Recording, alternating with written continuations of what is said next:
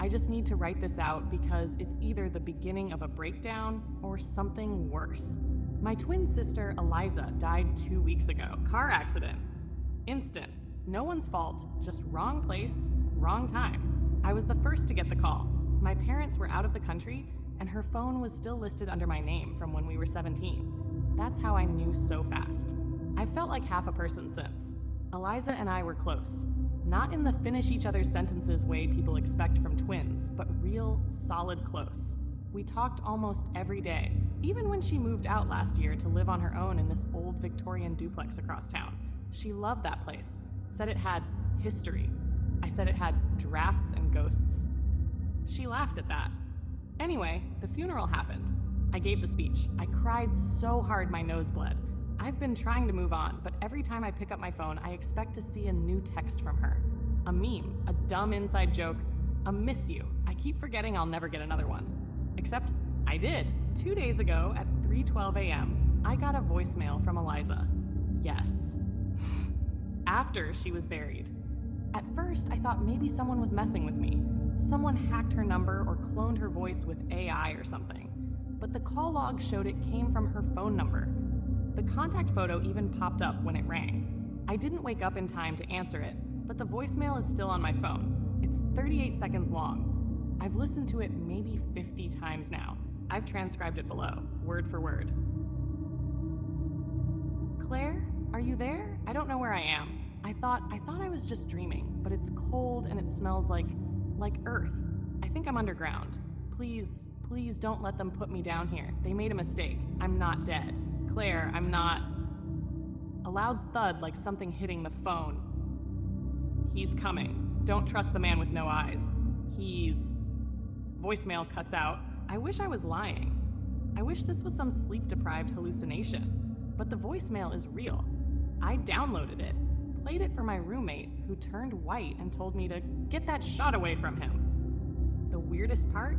I went to her apartment yesterday. I needed to feel close to her, to go through her things, to maybe find something that explained any of this.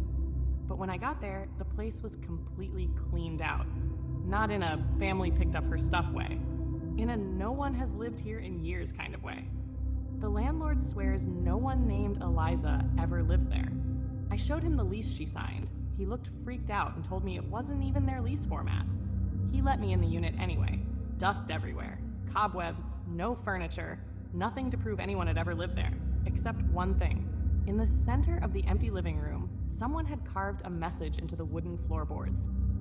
I'm not dead. I didn't carve it. Duh, no one else has a key. Eliza wasn't the type to pull pranks, and even if she was, she's dead. I've started to feel watched. At night, my lights flicker even though I just replaced the bulbs. I see a figure in the corner of my eye when I walk past mirrors. Tall, thin, wearing what looks like a wide-brimmed hat. I checked the voicemail again this morning. This time, something was added to the end. I swear to God, this wasn't there before. New voice, deep, inhuman tone. You heard her. Now she's yours to find. I don't know what that means. I don't know if I'm going insane. All I know is her coffin is in plot 28B at Greystone Cemetery. And I just bought a shovel. I went to Greystone Cemetery at 1:43 a.m. this morning. I couldn't sleep. I couldn't think about anything else. It felt like something was pulling me there. Plot 28B was exactly where I remembered it. Eliza's grave. Fresh dirt. Flowers still there, wilted now. I hesitated for a while. I half hoped someone would stop me. Call the cops, but there was no one. So I started digging. It took a lot longer than I expected. Almost 2 hours. My hands were blistered. I was drenched in sweat, heart racing with every scoop of earth. Around 3:30 a.m., my shovel hit something solid. The coffin. White. Sealed. Her name etched in gold on the lid. I don't know what I expected to happen when I opened it. Screaming? Empty space? Some terrifying horror reveal? But when I cracked it open, it was just Eliza, peaceful. Eyes closed, hands folded on her chest. No sign she'd ever woken up in there. She looked calm, normal. Not like someone who left me a desperate voicemail begging for help. Except her hands were dirty. Fingernails broken, dirt caked under them. Scratches on the inside of the coffin lid. She had woken up. I started crying. Ugly, full body sobbing. I reached in and touched her hand, and that's when her eyes snapped open. They were completely black.